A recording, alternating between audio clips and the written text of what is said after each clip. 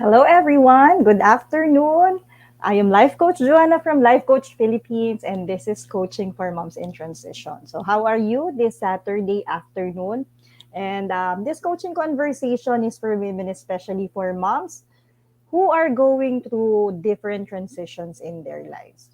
So, and my mission is to help women, especially moms, gain back their self confidence and see their value as a person at present, especially now that we are going through this pandemic, and make sure that they can thrive in life and they can stand up courageously to whatever transitions that they will go through. So, yeah. So, good afternoon again. I am coming in live here from Santa Cruz, Laguna. And thank you for joining me live today. And I want you to leave your digital footprints by letting us know where you are coming in from today. So ako, I'm coming in live here in Santa Cruz, Laguna. So medyo mainit, no? Laging umuulan dito paghapon. So what I'll be talking about today is about if you are how to be virtually ready for a new school year. I'm sure most of the school already started the school year by August, but in public schools, no, they just started this week. So mostly this week was just about introduction, orientation. So if you know someone, if you know fellow moms, if you know parents, if you know the students, please do tag those at the comment section below, and let us circulate this video, no, so that we will be able to help reach more individuals who will be needing or might be waiting to hear this conversation because they may be struggling. How can they be prepared virtually now that we are transitioning for the second year, for another school year, no? Hindi lang po ito para sa mga moms, para sa mga ano din, sa mga if you are also an elder sibling, no, na ikaw yung nag-iintindi sa mga kapatid mo ngayon, ikaw yung guardian ng mga batang nag-online schooling, please do tag them at the comment section below, share this video, and be intentional, no? Give some shout outs, send an inspiration message. They might be needing this message at this very moment. So if you are watching this on a replay, maybe you may watch this at some other time. No, make sure to put at comment section #replay. And I am going in live via FB page of Life Coach Philippines and a YouTube channel, Coach AI-Connect. So make sure to, if you are new to our platform, if you are new to this social media, make sure to please like, follow, and subscribe. So hello everyone, no? Good afternoon. Let's see, no, who are joining us this afternoon. Yan, hello Coach T, and thank you for joining me. Yan, Miss Emma, thank you. Watching from Zamboanga City, yan. Blissful afternoon to you. Hello Coach Lynn, watching via YouTube channel. Yan, hello everyone. Yan, thank you for joining. Please do tag someone, no, yung nangangailangan, mga teachers, fellow educators. Hindi lang po ito, itong mga educators na mga kakilala natin they're also moms, no? Who might be still not yet ready or hindi nila alam ano ba talaga yung mga kailangan nilang gawin para talagang malaman nila na ready, and not just ready, but be virtually ready, because now we are on our second year of transitioning from being face to face, no, for educating the students face to face, at madami tayong mga unexpected things na pinagdaanan. So how can we be virtually ready, no? Mabilis kasing sabihin na ready na, no? We don't have to be na andyan na yan, okay na, tuloy na lang natin. But what are the things, no? I just wanted to ask you something before we proceed. Just wanted to ask you, kumusta ka, no? How are you since last year, no? As a mom, as a student, kumusta ka, no? As a guardian, as a sibling who's taking care of those children who are going through online classes. No? Are you also ready? Are you also virtually ready? No. So before I continue, I wanted to introduce myself. If you are seeing me for the first time, no, I'm Coach Joanna Flores. I am a professional co-actively co-create life coach from Life Coach Philippines. And I am also a licensed professional teacher And I worked in a school, no, in Quezon City for 11 years, and I teach primary students, grades 1 to 3, and I also did teach kids at CSC or nursery, junior nursery, ayan. So in kindergarten. So I worked there for 11 years, no? But later on, when I gave birth dun sa dalawa kong anak na magkasunod halos, and then their age is just um, masyadong close, no? Almost 1.5. No, I resigned, no? I gave up my professional career as a teacher, and then I venture into being, no? I decided to really become a full-time mom for almost 3 years. And with those 3 years, I did journey, no? Ang dami kong pinagdaanan sa loob ng 3 years na yon. As you can see there, I'm also a freelance makeup artist. Kailan nagsimula yan na naging freelance makeup artist ako? When I was still in school, no? My co-teachers used to ask me, oh, may kilayan mo naman kami, no? And I attended this webinar, so naging interest ko, and then I realized it became my passion ko pala yung pag-makeup. Gusto ko palang mag-empower ng mga fellow women, no, ng mga babae, and not just doing their makeup for the sake of makeup, no, but by also empowering them. So that's what I did while I was not yet working. Pero na-realize ko, hindi siya it will not give me that tawag dito, yung kailangan namin, no, as a family. It's not enough to support what we need, no, kasi hindi naman laging may gigs, and the competition is really high during those time, no, may face-to-face pa and may mga events. So I decided to learn another skill, and that's becoming a social media manager and a general virtual assistant. So at present, I am working full-time for my US client as a social media manager and also a general virtual assistant. Yan. And I am also a proud scholar of Master Coach A 6 Steps to Six-Figure Public Speaking Career. We just finished this 20th journey. And I'm proud to say that I am now, no, a public speaker. And I've learned a lot, especially in overcoming this fear of speaking in public, expressing myself, sending my message, telling my message. No, that is really me. Kasi before, I am really afraid of really expressing. I am afraid of being bashed, no? Being judged that you don't know what you're saying, you are grammatically incorrect when you're talking in front of other people, in social media especially. Now, if you can see me, the old me, no, before, hindi ako makaharap sa camera, no? And I'm too shy to really press yung live button, no, whenever we have this FB live. And journeying with my fellow coaches, with my fellow for 20 weeks have taught us to really hindi naman pala kailangan na matakot kang magsalita in public, no, because you are just going to express what your message is truly is, no, kung sino ka talaga, no. Your only limit is you, sabi nga nila. And the most thing that I am proud of is that I am a mom, no.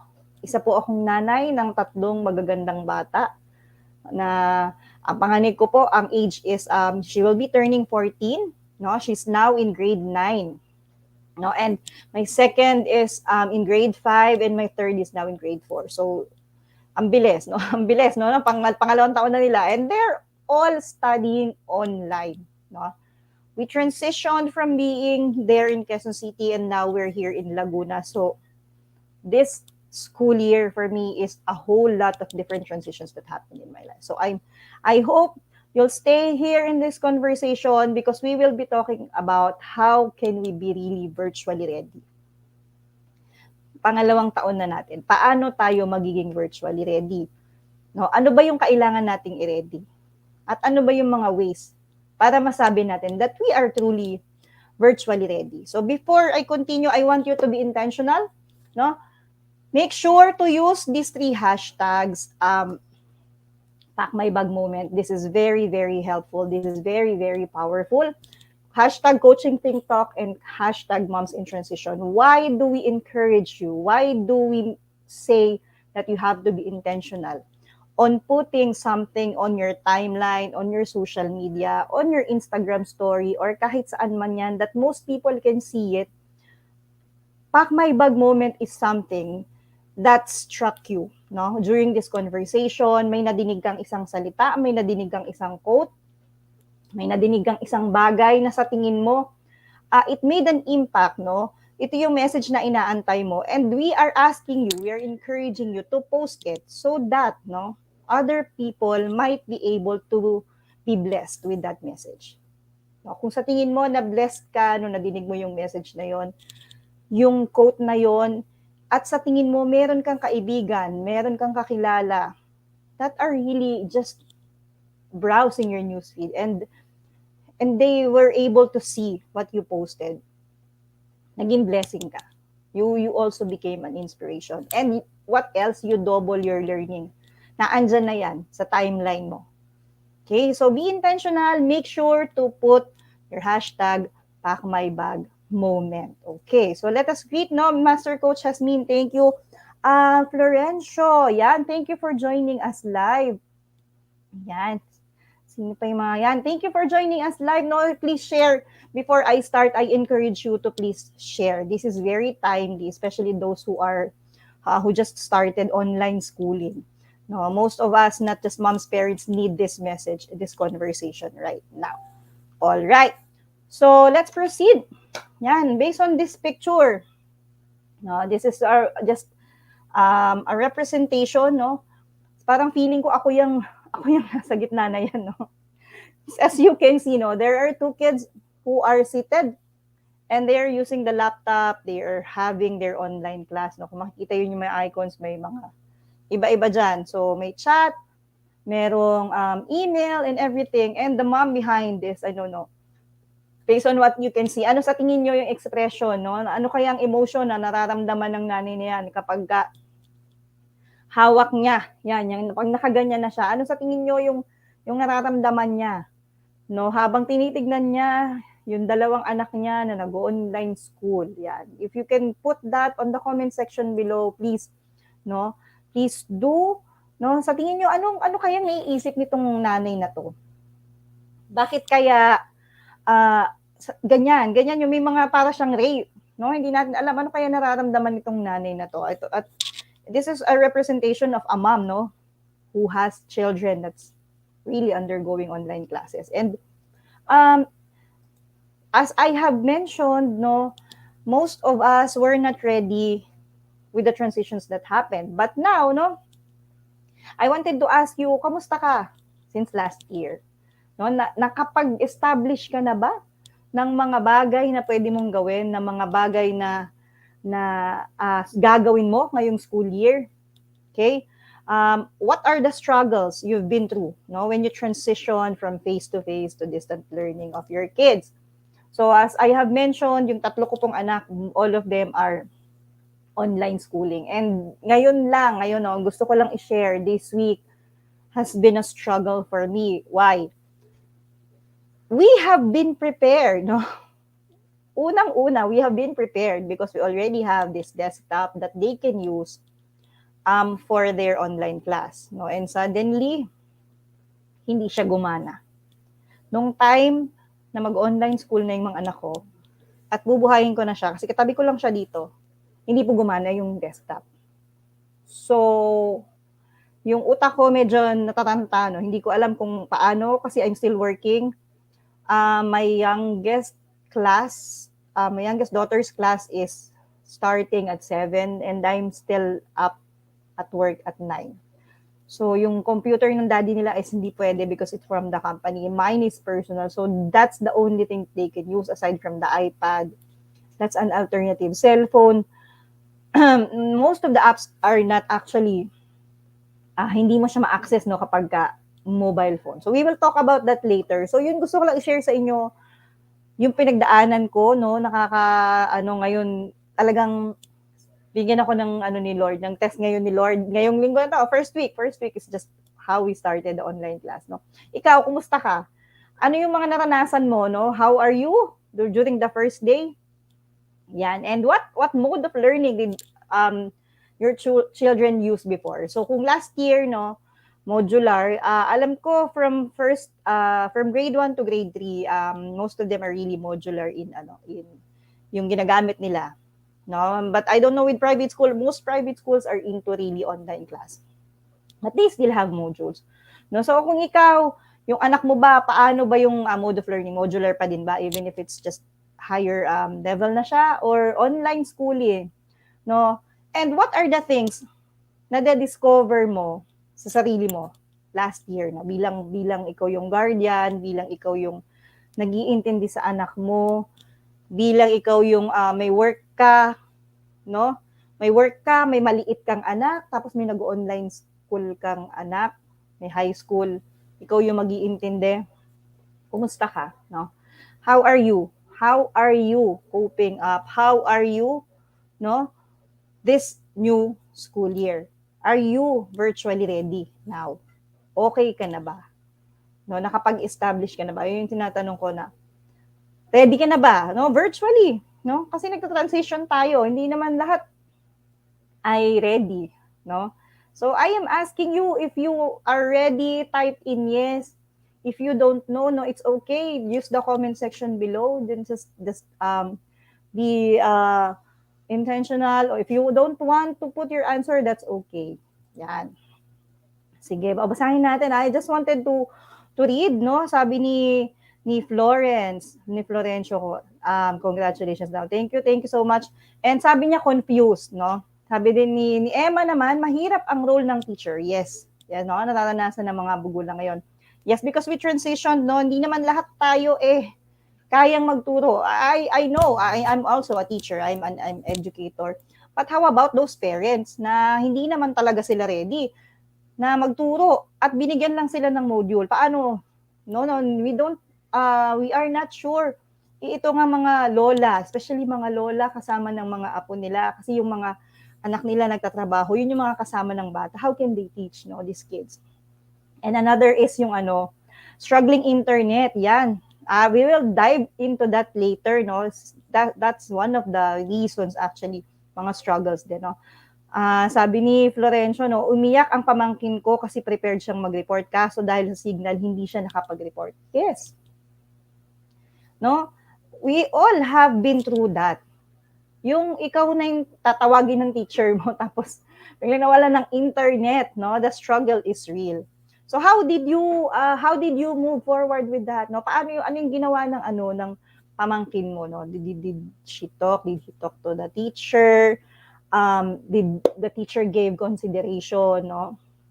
And lahat naman tayo, we discover, no, something that we have to be compassionate, especially during this pandemic that happened. So yan, so I'd like to share with you this study that was conducted by SWS. So if you are not familiar with SWS, sila yung nagkakandak ng survey dito sa Philippines. No, sabi dyan, around 42% of school-age Filipinos currently enrolled, no, do not use any distance learning device. This was posted March 21, 2021. Nito lang, no. This was a survey conducted by social weather stations. Okay, so if you want to read the whole article, you can get it there. But it says here, 42% lang ng mga bata ay wala talaga silang access, no, sa learning devices. Yun yung sinasabi na, ano ba yung mga learning devices na ginagamit? So, nung nag-transition po last year ang mga bata, no, this survey was conducted November 21 to 25 last year, 2020. 58% daw ng enrolled na school age from 5 to 20 years old na mga Filipinos na mga bata ay gumagamit ng device. So 58% lang. Yung mga devices na ginagamit nila, no, it's either already owned, no, may pag-aari na nila, it's either sa mga magulang nila, ganyan, 27% nun. Okay? Tapos yung iba bumili talaga. Bumili ng gadget, bumili ng smartphone, no? 12, that's 12%. Yung iba ng hiram. Kasi nga wala naman talaga silang magagamit, no? Yung iba naman binigyan, no? At yung iba naman nag-rent. But it's not actually, parang maliit lang yung percentage ng mga nag-rent. Kasi nga it's not safe kasi nga may pandemic, 'di ba? Hindi naman advisable, no? Nag-close lahat ng mga computer shops, so wala din talagang access yung mga ibang bata. At may pinaka-highest na percentage ng mga estudyante na gumagamit po ng mga gadget na ito came from Metro Manila. So, 96% doon, 96% ng mga estudyante sa Metro Manila po ay gumagamit ng gadget. Unlike other places in the Philippines, 64% po sa Luzon, tapos 43% sa Visayas, 41% sa Mindanao. So, hindi po lahat naka-access sa gadget.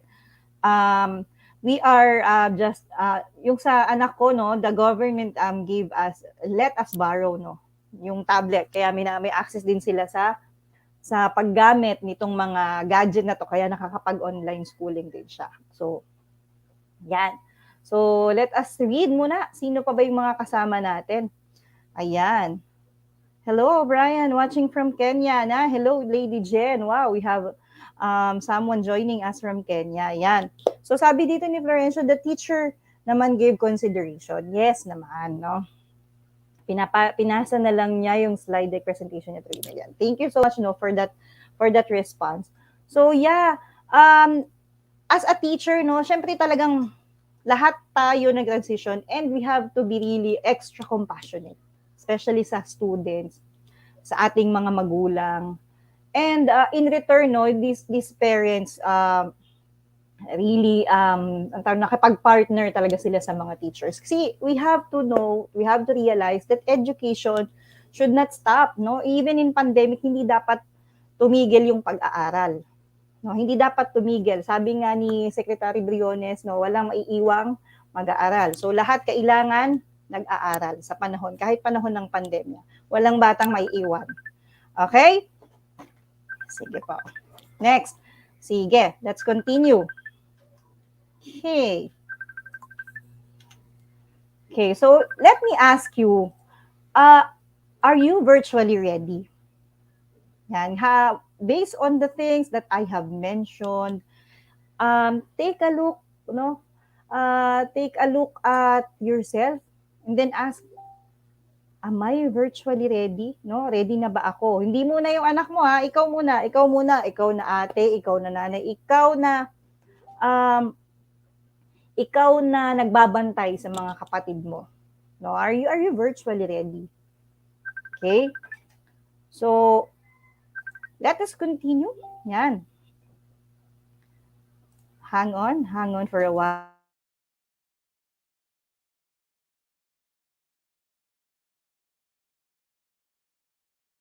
All right. Okay. So, based on these questions, how will you know, no? Ano ba yung, even if we already been through a year, say for example, alam na natin na mag-online yung anak natin, no? Alam na natin na ganito yung mga kailangan nilang gamitin, no?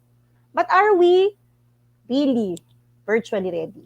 Yung atin bang mental health is ready? Okay ba tayo? No? Now that we are transitioning for the second year.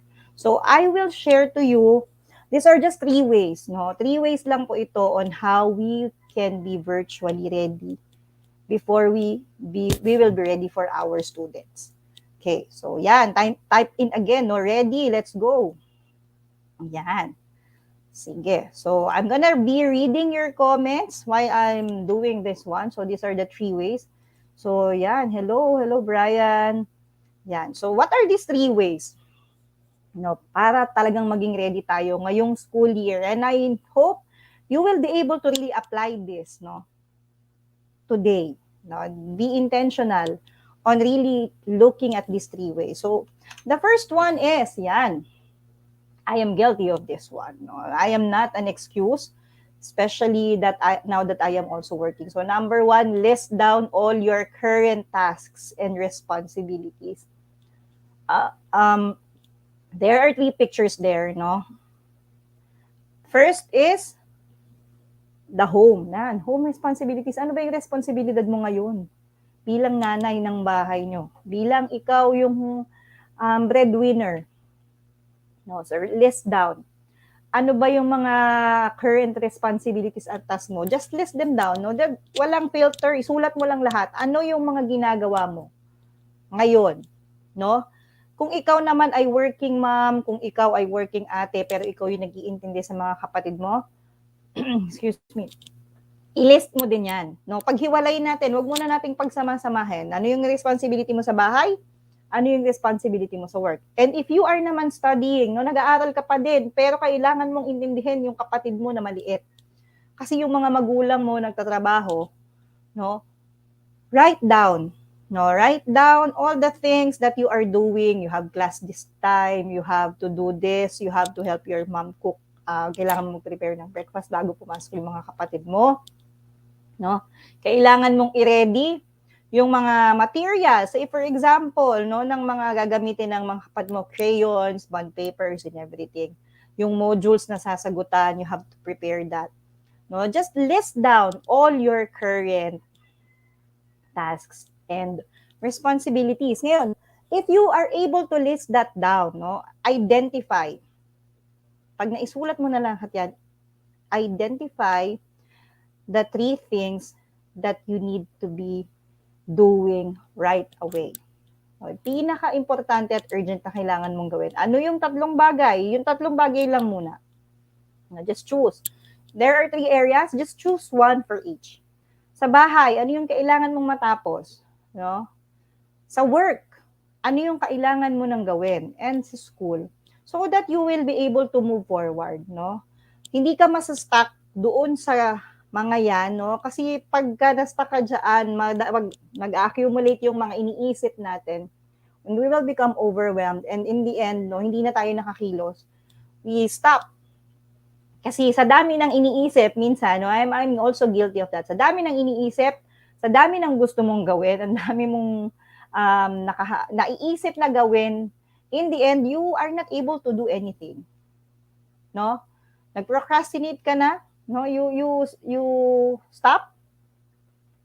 And sino yung nag-suffer? The other people around you are the ones who suffered because of those things that you're not able to do. So you have to be intentional. No? Choose the most important thing that you need to do each day. Okay? Ano ba itong mga tasks na to that really needs that immediate attention? You need to do it. And really, no, yun talaga yung unahin mo kasi yun naman talaga yung importante. Yan. And next, so make sure to keep those lists at hand kasi hindi mo alam minsan, baka may namimiss ka. No? Meron ka palang hindi na nagawa. You can go back to that list. Okay? But make sure that you prioritize and make sure that you are doing it talaga. You finish that task. No? Make sure to finish it para you can move forward.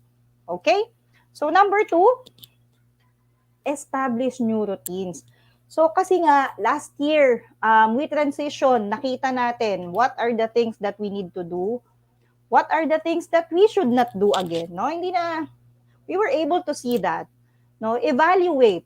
Tignan natin what worked before and what did not work. Okay? So if it did not work, don't do it anymore. Diba? Mag-establish tayo ng bagong routine sa sarili natin. Tayo muna. Kasi if you don't have that routine that you do every day and it's not established, mag-mix-mix yung schedule mo, mai-stress ka, malilito ka sa gagawin mo, and mag-snap ka minsan. I am guilty of that. No?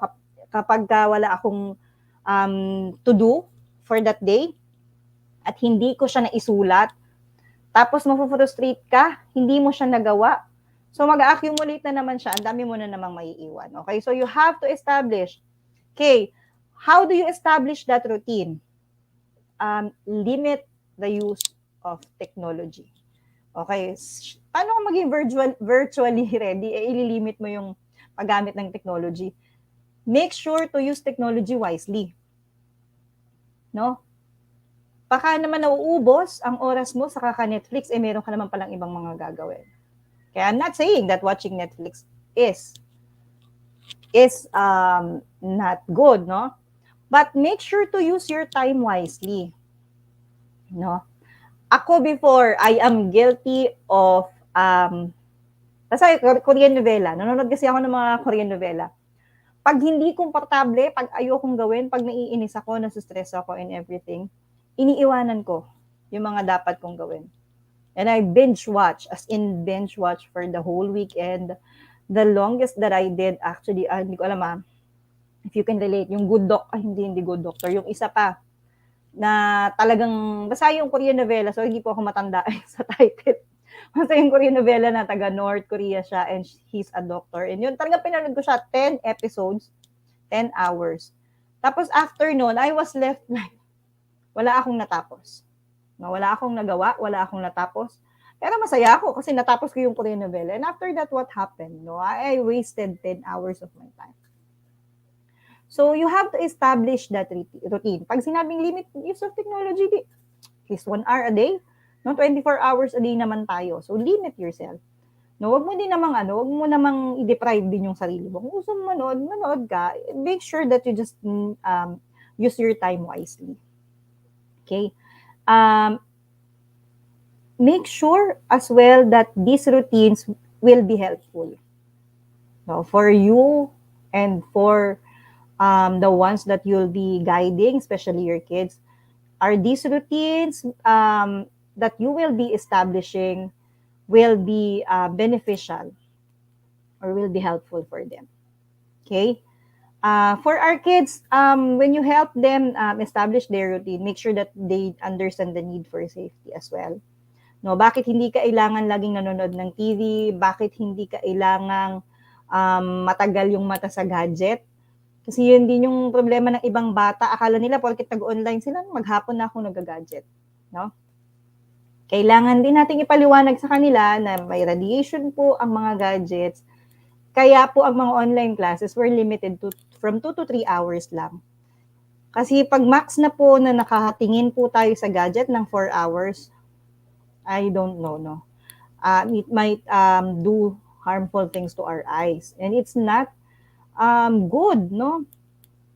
Isang buong school year tayo magaganon. So we have to also protect our eyes from that, from those kind of things. Yan. And we must make sure that when we establish these routines, learning is always our priority.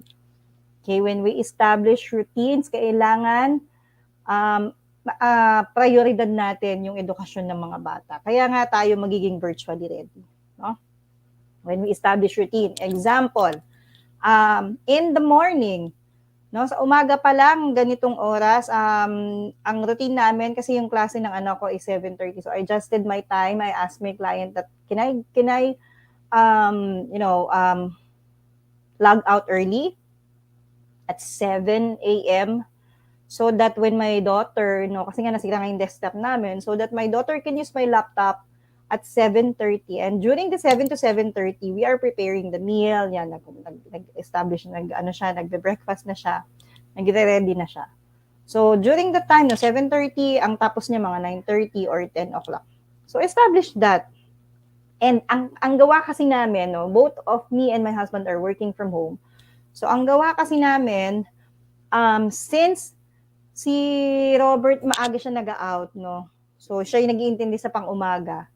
Tapos ako kasi, no, when I go out at 7, I sleep and then gising ulit ako kasi gabi naman yung work ko ng mga 11. So, ako naman mag-intindi dun sa isa pa. Si ate kasi is medyo independent na yung aking high school, no? Nagtatanong lang siya if hindi niya talaga naintindihan, magpapatulong siya kapag talagang kailangan niyang if there are things that she really needs help with.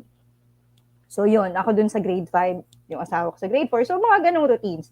Kailangan maliwanag yung mga gagawin nyo for that day. Yan. So, make sure lang na these routines are really, yun yung sinasabi ko, are really helpful. It will benefit, no? Kailangan, pag sinabing routine ha, when I say establish routine, hindi yan instant, no? Parang trial and error pa rin yan. And make sure that when you establish routine, consistent.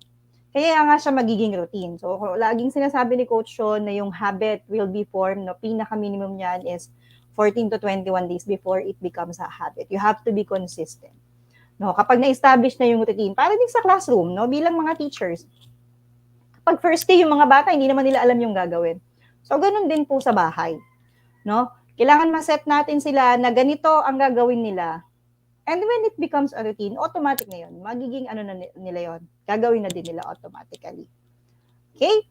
Just make sure to establish that routine. Okay. So, next is, yan, for the third way, kung makita nyo dyan yung aking quote, no, your daily routine matters. Yes. No, are these things that you are doing helpful to you every day? Does it make you grow? No, does it make you a better person? So make sure that you establish that daily routine. Okay. And number 3, connect to people who can support you. So this is very important, especially nowadays, now that it's pandemic. No, we were able to utilize technology. We were able to reconnect using technology because of this different apps that we can see each other virtually. No, ang dami-dami ng apps. No, ang dami na nating pwedeng magamit to connect to people, but make sure that these people you are connecting with can truly support you. No, who are these people in your environment right now? Sino tong mga tao na nasa paligid mo ngayon, no? Can they support you on what you need? Who are these people that you are allowing in your space at this moment, no? Now that this we are again transitioning for the next school year, for the new school year, take a look, no? Take a look on make an inventory of the people around you, no? How are they? Are they also virtually ready? No? Are they giving you positive affirmations? Are they giving you support that you need, whenever you have questions? No? Are these people ready to listen, no, when you have this question? So make sure that you are in the right place, no? You are with the people that can truly support you, that can truly help you. Okay? Itong mga taong to, these people maybe have been through what you've been through as well, no? And they were able to cope up, especially this fellow moms na nagso-struggle pa din, no? Always remember that there is always someone that can help you. For example, sa mga modules ng mga anak mo, 'di ba? If you don't know the answer, wag mong pilitin. Ask fellow moms. They are very generous. Hindi po ito competition ngayon. Wala pong labanan ngayon sa pag-aaral. Ang importante po, matuto po yung mga bata. Okay, ito po yung pinakamahalaga ngayon sa panahon na to. Maituloy po natin, maitawid po natin ang edukasyon ng mga bata. So, and this is very important. No? If you don't know, make sure to connect to these people who knows the answer. No, hindi mo ibig sabihin kukopihin mo yung sagot ng module nila. No, that's not. No? There will always be someone who can help you, who can support you. No, pag may mga projects na hindi mo magawa, meron yan. Kaya may mga GC, no? I'm not sure, but these GCs are really created to support each other. Yung sa mga anak ko, we have this GC for parents where we ask questions and merong nagre-reply na nanay na willing tumulong if hindi available si teacher. No, merong nagre-reply, merong nagbibigay ng tulong. Especially those who are transitioning now na hindi naman sila sanay sa online, no? Nag-transition sila kasi before modular sila, and when they transferred, saka lang sila nag-online. Okay. So, always remember that isolation is never the solution. Wag mong kimkimin yung mga bagay na yan. No? Don't wag mong isipin na you are not a good parent. No? Hindi ka mabuting magulang kapag hindi mo naturuan ng maayos yung anak mo. Especially virtually na yung mga classes nila. No? Always seek help. I mean, help is always available. Connect with us, connect to a life coach, no? Join support groups for moms, community, join a community that helps you. No, join a tribe, no? Connect to Life Coach Philippines. Lagi po kaming open, no? Contact Coach Rizel at dito 917-586-1661. Pag math yan, sigurado sasagutin niya ni Coach Rizel. Coach Rizel, sagutin mo, Coach, ha? What I mean, di ba? There is always help, no? Kapag hindi mo naiintindihan, hindi naman lahat tayo alam natin yung sagot, no? Siyempre, pag nagtrabaho na tayo, minsan yung mga formula, hindi natin natatandaan. Tapos kung wala kang internet, may mga mamis naman na may internet, pwede naman lagi magtanong kay Dr. Google, di ba, no? And all those stuff. So make sure that you have a strong support system. Napaka-importante po ng support system, especially virtually, no? Hindi tayo nagkakakitaan, hindi tayo nakakapag, you know, nakakapag-express ng face-to-face, but we have to utilize what we have at the moment.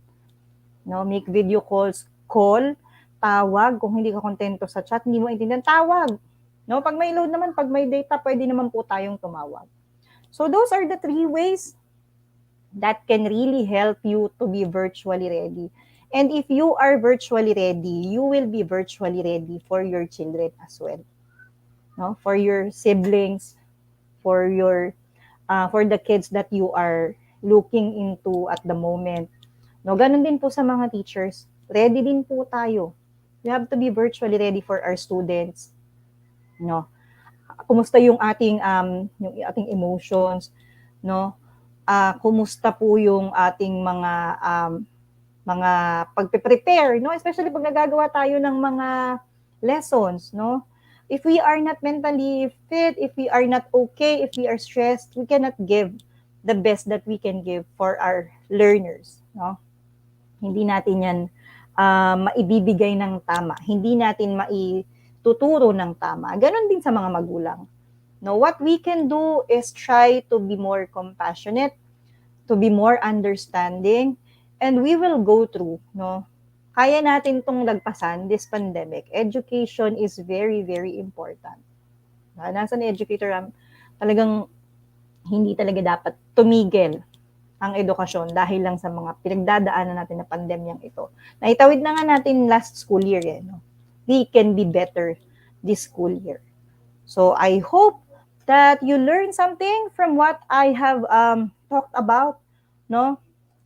And I'd like to share this quote with you. We are all unique in our own way. No? We are all unique. We just have to find out what works best for us and for our kids. No? Kung tayo po ay unique bilang mga nanay, bilang mga magulang, bilang mga guro, bilang mga kapatid, ganun din po yung ating learners. Now, let's be patient, no? As much as we can be patient with ourselves. What works for you may not work for your children. So, hanapin natin. No? Hindi natin kailangan i-force kung ano yung gusto natin. You have to be patient. No? Look for that thing that works best for them. Okay? So, yan. I'd like to invite you. No? This is us. These are the coaches that I am joining every day, and we do coaching Think Talk. No, we do live at 10 a.m., 2 p.m., and 4 p.m. And we share different topics. We share different conversations that would really be helpful to you. So go to Life Coach Philippines page and hit that notification so that whenever these coaches go live, you will be able to be notified. No, and in most of the topics, if that resonates with you, go on and watch it. And these are my fellow public speakers. We had this 20-week journey, and we had this Samut Summit last August 10 and 11. So I am inviting you, kung gusto niyo pong madinig ang mga napakagandang mensahe namin, no, during that summit, I wanted to invite you to go get that replay. And I discussed there the super mom powers, how to unleash your 3 super mom powers. So mostly, ano ba yung mga powers natin bilang mga magulang? That's what I talk. And there are a lot of freebies. Lahat po yan, may freebies na kasama. So, I am inviting you also to the 5-minute talk club. So, yung mga speakers po, no, we had this, yung sa Samot Summit, 5 minutes lang po kami dapat magsalita. And we should be able to express that for 5 minutes. And now, we are also inviting you, no, i-end natin yung fear ng public speaking, ng glossophobia na yan. I invited you to join facebook.com, no, 5-minute talk club media. Share your own story, share your message. Somebody might be there waiting for your message to be heard. So, ito po yung replay. if you want to get full access of the replay of these coaches, yan, check that page. May freebie din po na makukuha nyo po ang video ng 20 speakers plus the freebies that we gave away. No? And also this, no, napakadami po. Yan, may bonus pa po kayong online coaching course. So that's for a donation of $100. And that is very, very valuable. So napaka valuable po ng makukuha ninyo dito sa replay na to. So go check that one out. If you want me to directly send you the link, send me a message later after this conversation. I'll send this to you. Okay, so I also invite you to visit DCAP, pero dahil po ngayon ay hindi pa po allowed, no? You might want to order this at DCAP Coffee Republic. DCAP Coffee Republic is the home of certified life coaches from Life Coach Philippines, no?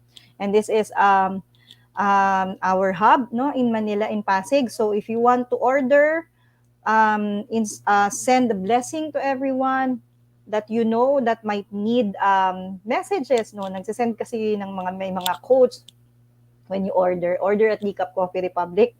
No, they serve a variety of food, healthy food choices that would really, no, lighten up someone's day, no. Yan.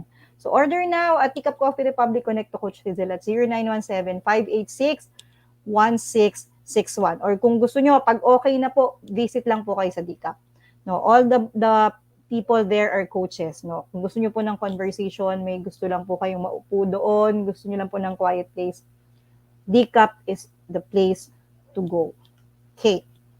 Yan. So I'd like to invite you on my Courageous Living Coaching Program. Kung ikaw ay isang mom na feeling mo nawawalan ka na ng courage to fight something, no, na labanan itong buhay kasi nga pandemic, ang daming nangyari, nag-transition tayo, hindi ko na alam kung ano yung gagawin ko.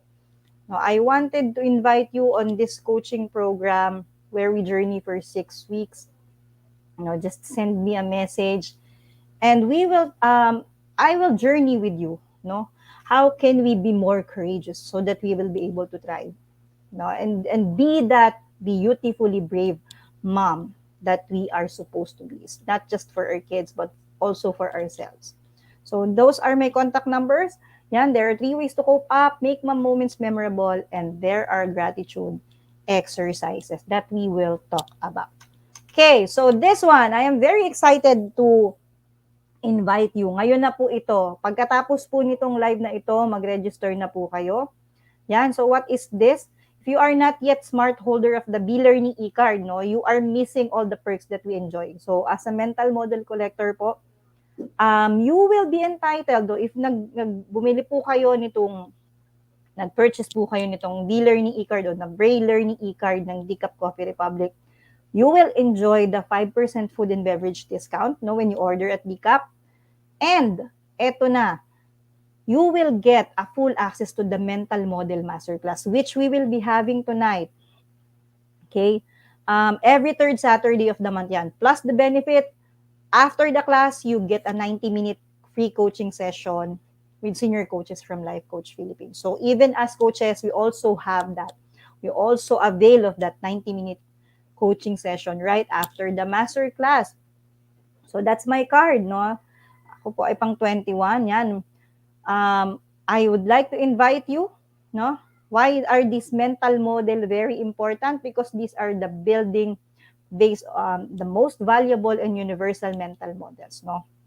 They are critical category of knowledge that gets more relevant over time and maa-apply mo talaga siya and you will be able to realize bakit ba ako nag-behave ng ganito? Bakit ganito nag-react si brain ko? Because you're already understood this mental model. So I'd like to invite you tonight. Pagkatapos po nito, mag-register na po kayo kay Coach Rizel at 0917-586-1661.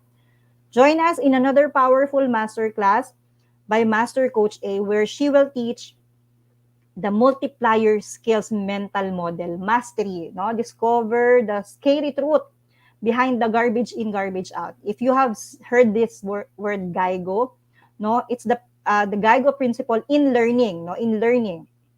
How might want to know how consuming the wrong information can make you more can make you more um, ignorant, no, fixed-minded and assuming, no, overconfident and blind followers of pseudo experts or this fake giving cheap jack advices. No, if you want to learn the what and how, no, connect now to Coach Rizel. You should be learning that so that you can experience accelerated success with less wasted time. Okay, so again, connect to Coach Rizel at 0917-586-1661. So next is if you are that individual, no, who really wanted to embark on a journey, just like what we are doing as life coaches, and I'd like to invite you to become a certified life coach.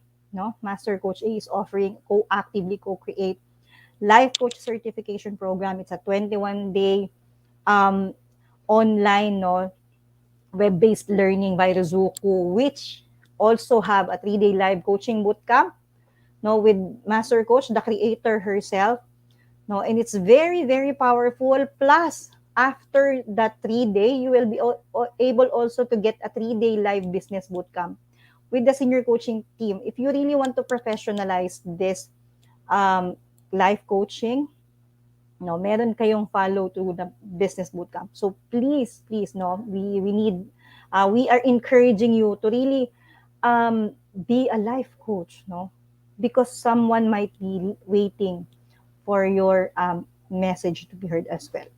So again, no, I'd like to invite you. These are my pages, personal page, and that's my um, uh, coaching page. Though that's Coach Joanna on Facebook.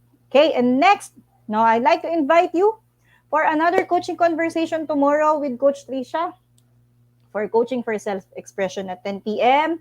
Coaching for Educators by Coach Al at 2 p.m. and Master Coach Hasmin for coaching for God-centered living at 4 p.m. So once again, thank you so much for joining me live today. And this is Life Coach Joanna from Life Coach Philippines for Coaching Think Talk.